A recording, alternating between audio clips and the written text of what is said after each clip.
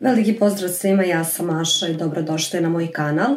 Tema današnjeg videa bit će novi parfemi na tržištu i prvi parfem o kojem ću danas govoriti jeste Carolina Herrera Good Girl Supreme It's So Good To Be Bad.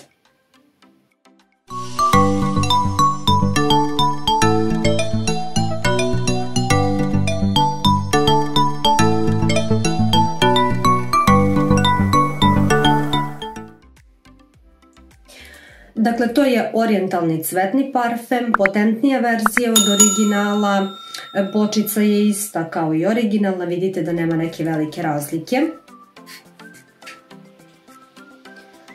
Što se mirisa tiče, dakle, imamo šumsko voće, imamo jasmin u gornjim notama, kao srednje note imamo tuberozu i tonku, pre svega tuberozu koja je cvetna nota i tonku koja je začin i kao donja nota parfema jeste vetiver.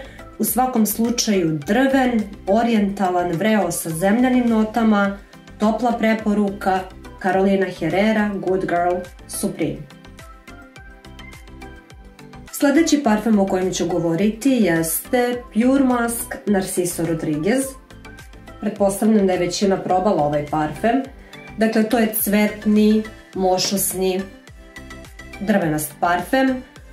Kao gornju notu imamo mošus, kao srednju notu imamo cveće i donja nota je kašmiren.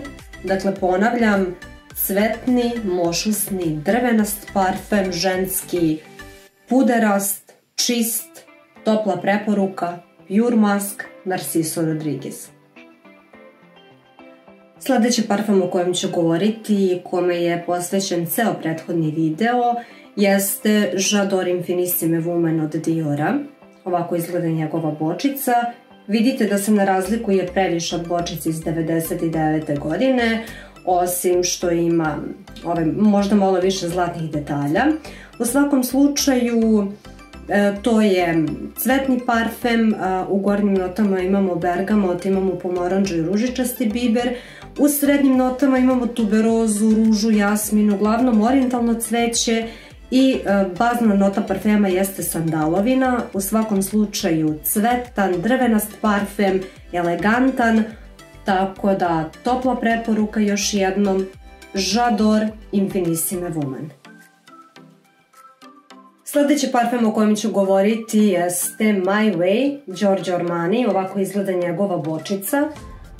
U principu ovdje je interesantan čepić koji meni lično liči na neki poludragi kamen i ovo zlatno jeste logo na kome piše Giorgio Armani.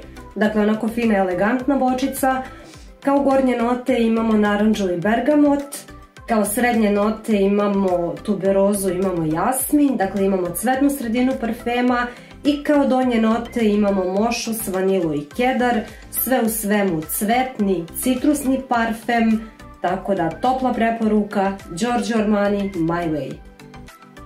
Poslednji parfem za danas jeste Jo Malone Scarlet Poppy, grimizni mak u prevodu.